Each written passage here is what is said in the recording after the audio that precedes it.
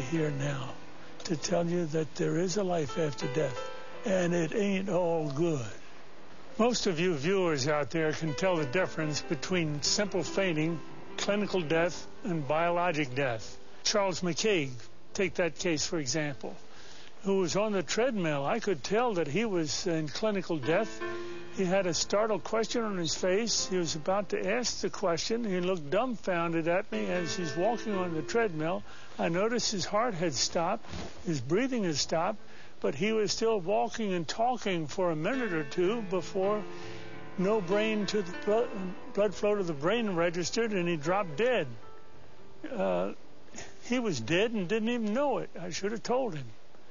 But what did he do? As soon as we started the clinical death treatment, CPR, we started the heart up again, started breathing again, he came back. This was a case of clinical death. Now, biologic death would have occurred if 4 to 6 minutes time had intervaled between stoppage of heartbeat supplying the brain and breathing stoppage. After that, brain cells, as the most sensitive cells in the body, start dying. Rigor mortis sets in, meaning stiff as a board, and now we need the resurrection. Only God can do a resurrection. We're doing resuscitation, something we're permitted to do.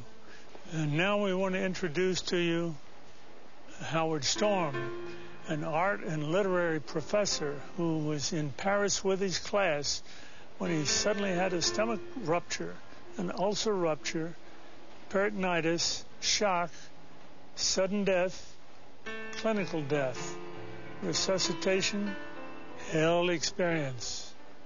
I was a 38-year-old college professor, and I taught art, and I had taken a group of students and my wife, and we had gone around Europe, and we had just done a 3-week tour, and this was the next to the last day. And we were in Paris, and at 11 o'clock in the morning I had a perforation of my stomach. When this happened, the pain was the most acute pain I'd ever experienced in my life, and it just dropped me right down to the ground.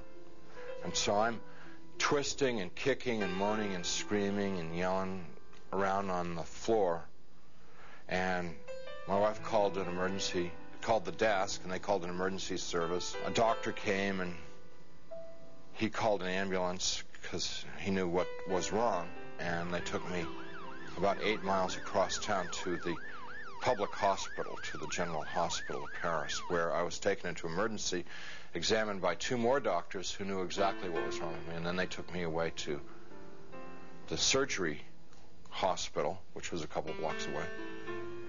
And I was parked there because there wasn't any surgeon available to do the surgery. And so there I lay for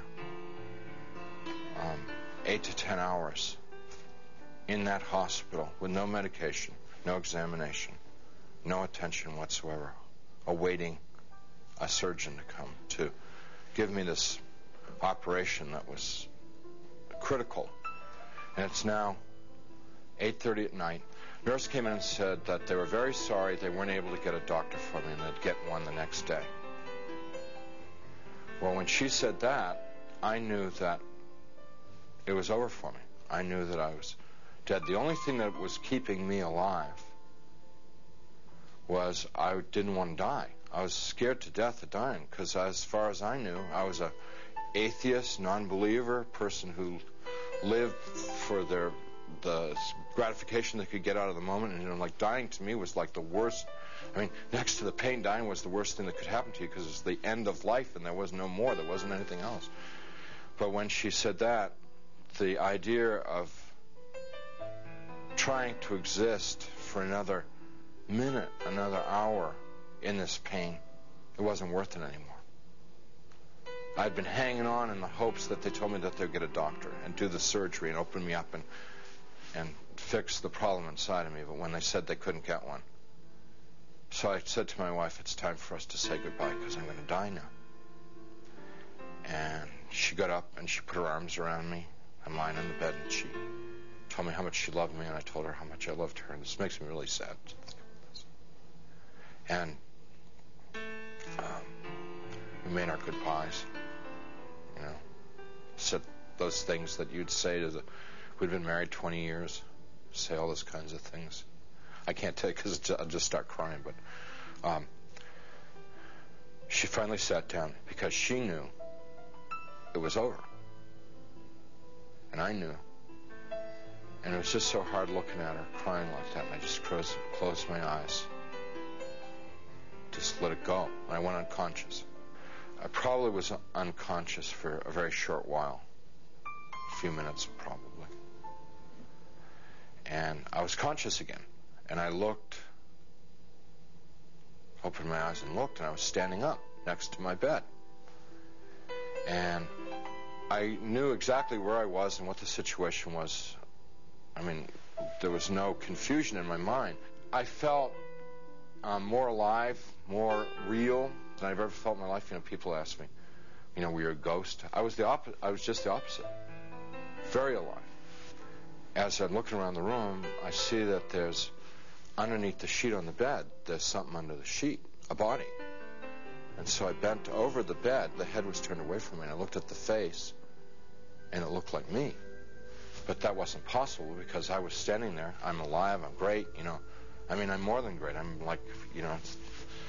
And so I tried to talk to my wife.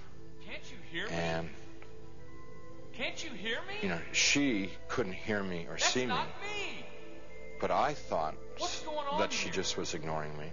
So I got very angry at her for ignoring me, for not paying attention to me. And I'm screaming and yelling at her, what's going on here? Why is this body in the bed that looks like me, and how to get there and stuff like that? And I had a sneaking suspicion that the body in the bed was me. But I didn't want to think about that because that was too scary. So I'm getting really agitated and upset because this is all too weird. You know, this can't be happening. It's impossible. I've got a hospital gown on, and it's like really, everything's really real. And I hear people calling me outside the room, and they're saying to me in soft, gentle voices, Howard, you got to come with us now. Come quickly. Come out here. So I go over to the doorway of the room, and there's people out in the hallway, and they're the hallway's dank. It's gray. It's not light or dark. It's just gray, and they're all in grayness, and they're men and women, and what they're wearing might possibly be hospital uniforms. And I asked them if they were from the doctor to take me to the operation. And I told them, I said, I'm really sick, and I'm going to have an operation, and I'm going to die if I don't get this operation. And I was supposed to have the operation 8 hours ago, and I'm telling them all this stuff. And they're going, well, we know, we understand. You know, you got to come quickly. Howard, come out here. Howard, come quickly. Come with us. Howard, we've been waiting for you. Waiting.